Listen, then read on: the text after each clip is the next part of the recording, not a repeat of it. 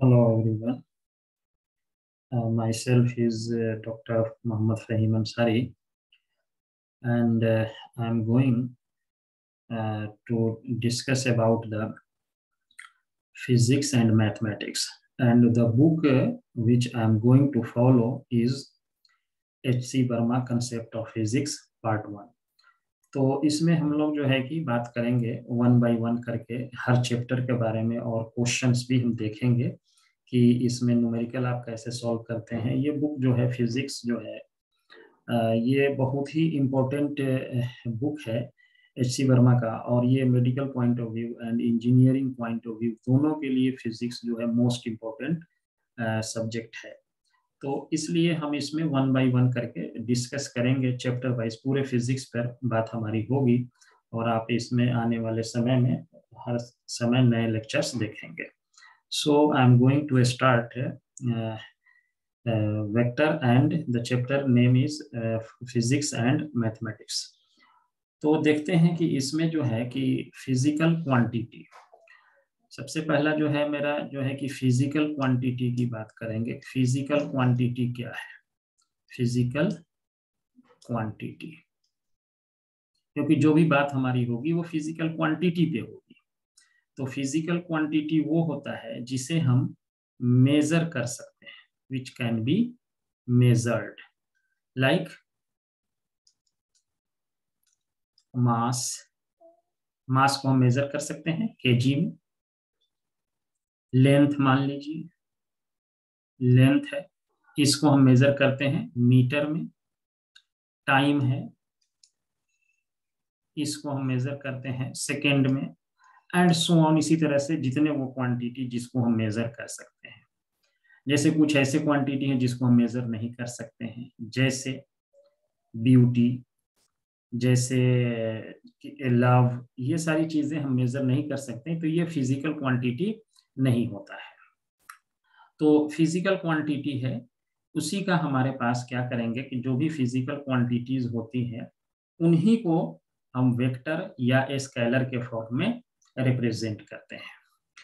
तो वेक्टर का जो डेफिनेशन है, इसको इसमें जो वेक्टर है, तो वेक्टर क्या है? The physical quantity, the physical quantity, the physical quantity which has magnitude, which has magnitude and direction,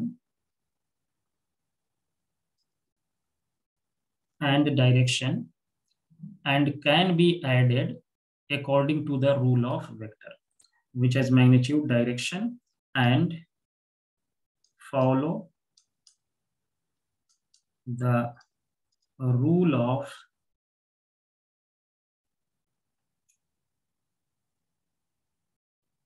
addition, that is triangle rule, triangle rule। ये ट्रायंगल रूल के एडिशन को फॉलो करेगा, तो ये क्या है? हमारा वेक्टर होगा। Such as, for example, example है displacement, displacement force, momentum etcetera. ये सारे एग्जांपल्स हैं हमारे वेक्टर के। अब वेक्टर को हम जो रिप्रेजेंट करते हैं वो कैसे रिप्रेजेंट करते हैं? वेक्टर हमारा जो होता है, किसी भी क्वांटिटी को, जो फिजिकल क्वांटिटी जो वेक्टर है, उसको मान लीजिए कि ये ए हमारे पास जो है फिजिकल क्वांटिटी है। दूसरा कलर लेते हैं। मान लीजिए कि ए हमारे पास फिजिकल क्वांटिटी है।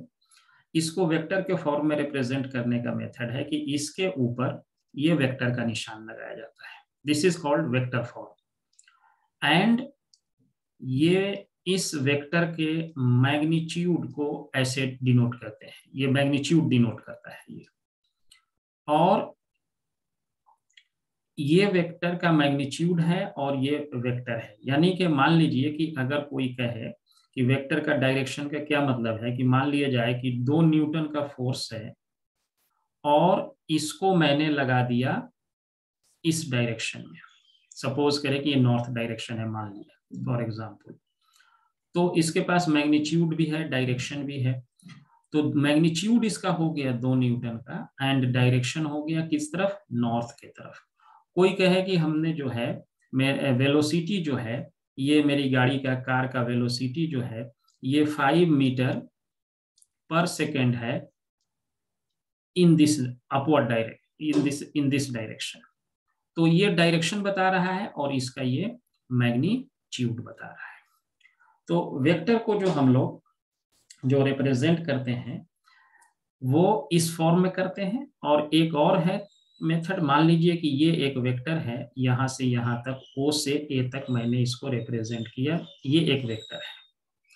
इसका लेंथ जो है यहां से यहां तक, ये इसका मैग्नीट्यूड बताता है और ये डायरेक्शन बताता है। ये दूसरा कोई वेक्टर है, मान लीजिए कि ये इस तरह से है कि ये है हमारा, सपोज करें कि ये हमारा, इसका नाम C है और ये है D है, दूसरा वेक्टर ये है। तो इसका मैग्नीट्यूड जो है यहाँ से यहाँ तक का ये लेंथ है और डायरेक्शन ये दिखाता है। अब इसको जब हम ऐड करेंगे इस दोनों वेक्टर को एज पर ट्रायंगल रूल, तो ट्रायंगल रूल से क्या होता है कि इस वेक्टर का जो हम देखते हैं, इस वेक्टर का ये वाला जो पॉइंट है, दिस इज कॉल्ड टेल, इसको कहते हैं टेल, एंड इसको कहा जाता है हेड। उसी तरीके से इसका ये टेल और इसका ये हेड है। तो जब हम इसको ऐड करते हैं ट्रायंगल रूल से, तो उस ट्रायंगल रूल में क्या होगा कि पहले वेक्टर का जो टेल है ये O है, ये A है। दूसरे वेक्टर का क्या करते हैं कि ये वाला जो टेल है ये इसके हेड पे रख देते हैं, ऐसे इसके हेड पे रख दिया। तो ये C मान A और C एक ही जगह हो गया और ये D हो गया। और पहले वाले के टेल को दूसरे के हेड से मिला देते हैं, तो ये हमारा ट्रायंगल रूल का ये रिजल्टेंट वेक्टर बन जाता है। ये मान लीजिए ये वेक्टर को डिनोट OA को A से करते हैं, इसको सपोज करते हैं कि B से करते हैं, और ये अगर हमारा C है तो as per triangle rule of vector addition, as per triangle rule of vector addition, ये हमारा क्या हो जाएगा कि OA प्लस AD, इसको C को ये हटा देते हैं, ये AD, C और A ही है, इसको यहां से इरेज कर देते हैं C को, और ये हमारा OA plus AD equal to हो जाएगा OD के। ये वेक्टर इस पे लगाना मैंडेटरी है। अगर वेक्टर नहीं लगाएंगे तो ये आप पढ़े हैं कि किसी भी ट्रायंगल के 2 साइड का सम हमेशा तीसरे से बड़ा होता है, लेकिन ये वेक्टर है कि 2 साइड का सम देखिए तीसरे के इक्वल हो रहा है, वेक्टर के फॉर्म में। OA equal to AD equal to OD, this vector plus this vector equal to this vector. यानी कि OA को अगर मैंने लिखा है A वेक्टर और इसको मैंने अगर लिखा है B वेक्टर और OD को लिखा है C वेक्टर, तो A plus B equal to C vector हो जाएगा। तो ये रूल कहलाता है triangle rule of vector addition. अब इसमें हम आगे की तरफ देखते हैं कि ये triangle rule of vector addition जो है, ये हमारा जो है जो निकल के आया वो ये है triangle rule of vector addition में। यानी कि जब हमने 2 वेक्टर को ऐड किया, एक ये वेक्टर था और दूसरा वेक्टर हमारा ऐसे था, ये वेक्टर, तो हमारा पास जो आउटपुट आया वो ये वाला वेक्टर है। यानी A और B ये वेक्टर को ऐड किया तो ये C वेक्टर निकल के आया, एंड C जो था वो हमारा A एंड B वेक्टर के सम के इक्वल टू था। तो ये हमारा कहलाता है triangle rule of vector addition. दूसरा रूल है इसमें जिसको कहा जाता है पैरेललोग्राम रूल, जो कि बहुत ही इंपॉर्टेंट है। और ये जो है कि वेक्टर का, पूरे वेक्टर का एक तरह से समझेंगे आने वाले टाइम में, ये बहुत ही यूजफुल फॉर्मूला भी है और बहुत ही यूजफुल रूल है to get the resultant vector. ये सी जो है इस दोनों के एडिशन है। अब जो रूल देखेंगे जिसे कहा जाता है parallelogram rule of vector addition. अब जो रूल है दैट इज कॉल्ड पैरेललोग्राम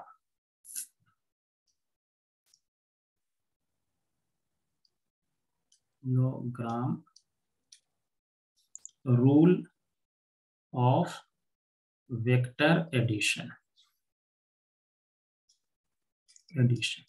आखिर इसको करते क्यों हैं, ये सारे रूल्स को समझने की बात यह है कि कोई भी क्वांटिटी, सपोज करें कि जो स्केलर है, सपोज करिए scalar quantity, for example scalar है, मान लिया कोई क्वांटिटी स्केलर है, जैसे कि मान लीजिए कि ये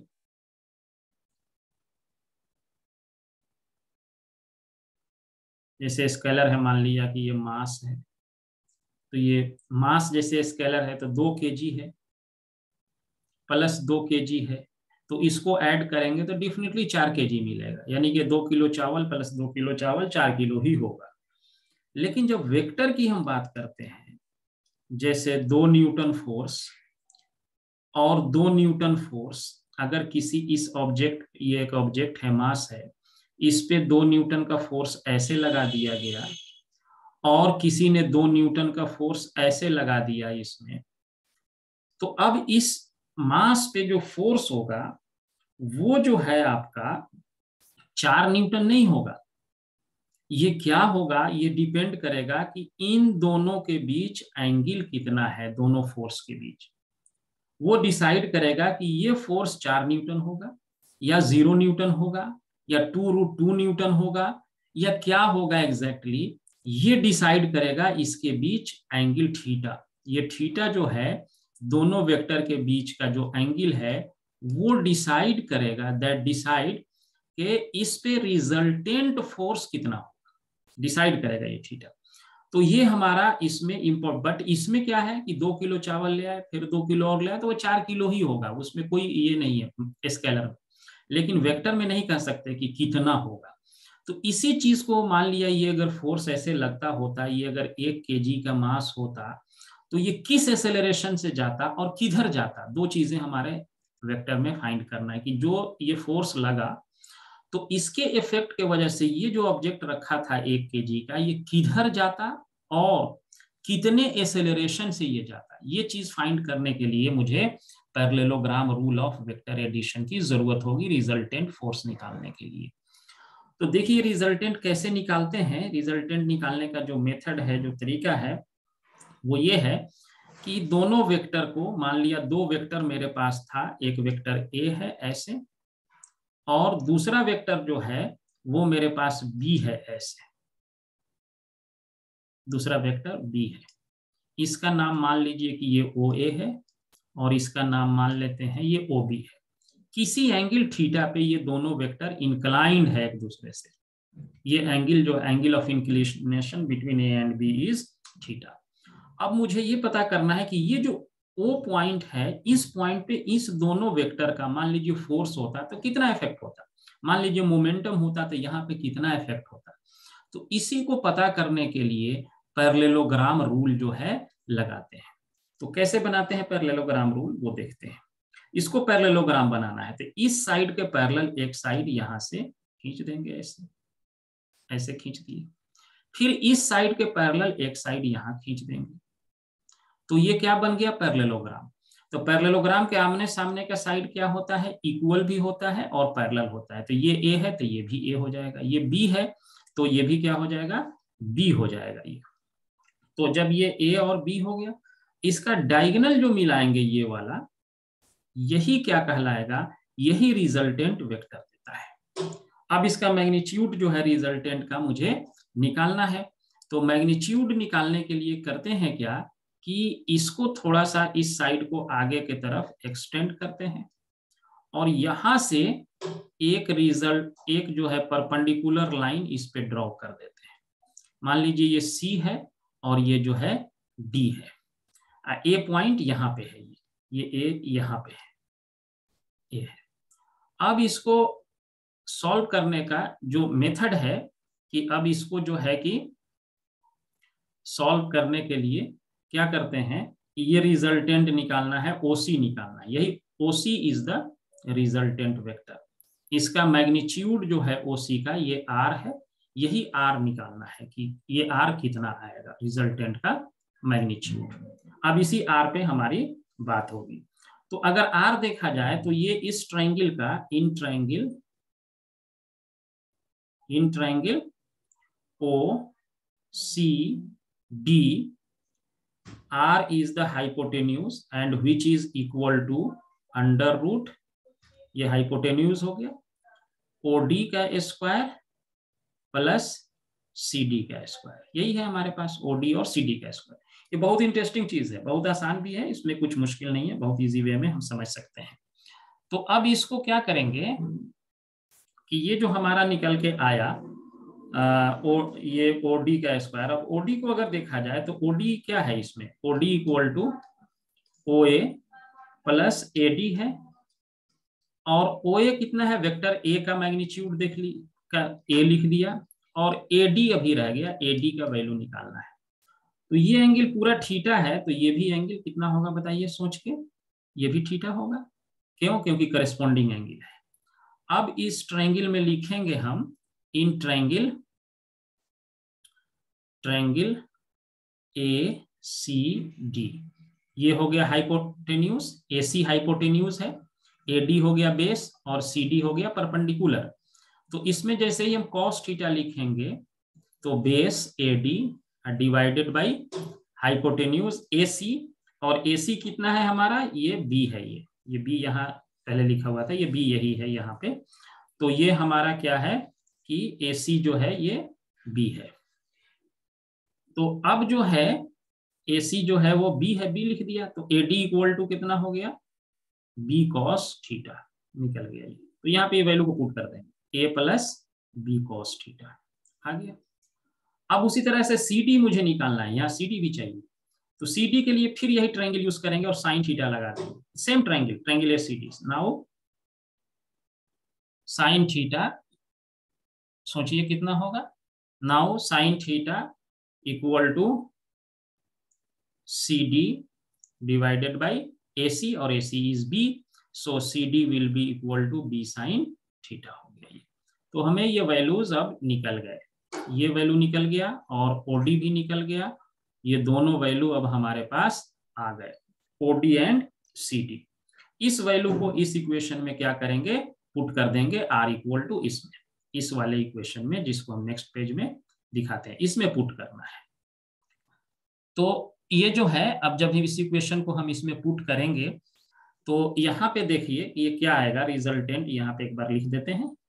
तो resultant will be equal to under root OD का स्क्वायर, OD कितना हो जाएगा, OD अभी यही आया है, A plus B cos theta का होल स्क्वायर प्लस CD कितना आया है, B sin थीटा का होल स्क्वायर, ये हो गया। अब इसको जब सॉल्व करेंगे तो ये हो जाएगा A square plus B square plus 2AB cos theta, तो इसको डाल देंगे A square plus B square cos square theta plus 2AB cos theta plus B square sine square theta, ये अंडर रूट यहाँ रहेगा। दूसरा कलर ले लेते हैं ताकि स्पेस यहाँ कम है तो पता लगे, इस पे जो है ये स्क्वायर रूट जो है यहाँ पे डाल देंगे इसका लेकर के।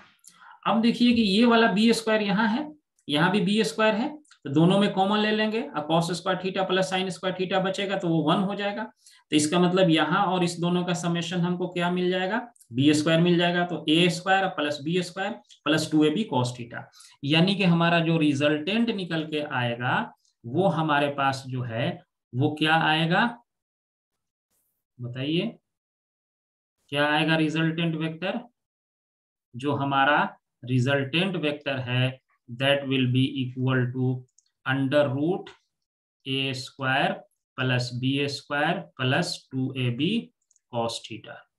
यानी कि जो दो वेक्टर्स हमारे थे ऐसे, एक का डायरेक्शन ऐसे और एक का डायरेक्शन ऐसे था, ये ए था और ये बी था, तो इस ये थीटा एंगल से इंक्लाइंड था, तो इसके दोनों का जो इफेक्ट है, जो रिजल्टेंट है, वो ये होगा। ये ध्यान देने वाला बात है, क्योंकि ये वेक्टर क्वांटिटी है, ये स्केलर नहीं है। अब इसी से जो पैरेललोग्राम बनाया गया था, वो ध्यान से देखने वाली बात है कि ये ऐसे था और यहां से परपेंडिकुलर खींचा हुआ था, ये भी बी था, और ये वाला लाइन जो निकला था वो क्या था, बी साइन थीटा था। ये मैंने इसको लिखा था ओ ए, ये था बी और ये था सी, ये था डी, और ये भी एंगल थीटा होता है। और यही वाला जो पोर्शन था, ये हमारा रिजल्टेंट वेक्टर था। अब इसको रिजल्टेंट वेक्टर जो था ये वाला ओसी, इसका ही ये मैग्नीट्यूड है आर। अब ये ओसी जो है ये किस डायरेक्शन से जाएगा, तो ये एंगल अल्फा इसको कहते हैं। दिस एंगल विल डिसाइड कि ये कितने कहाँ जाएगा, किस डायरेक्शन से ये जाएगा, इसका जो है कि डायरेक्शन क्या होगा, ये भी बहुत इंपॉर्टेंट पार्ट है। तो ये जो अल्फा है ये निकालना पड़ेगा। तो इस ट्रायंगल में अगर देखें, in triangle OCD, in triangle OCD tan alpha will be equal to C D divided by OD. ये सी डी ये पूरा लेंथ हो गया और ओडी यहां से यहां तक ये लेंथ हो गया। tan theta equal to perpendicular by base. और सी डी कितना है हमारा, बी साइन थीटा है, ये ऑलरेडी निकाल चुके हैं। ओडी भी निकाल चुके हैं already, O A plus A D, ये है ए और ए डी निकला था बी कॉस थीटा। तो ये बहुत इंपॉर्टेंट फॉर्मूला है दोनों, ये हमेशा माइंड में रहना चाहिए। इसी से बेस्ड होकर यानी कि मैग्नीट्यूड भी निकल गया और हमारा डायरेक्शन भी हो गया। अब इसके आगे जो है फर्दर डिस्कशन हम दूसरे वीडियो में डिस्कस करेंगे।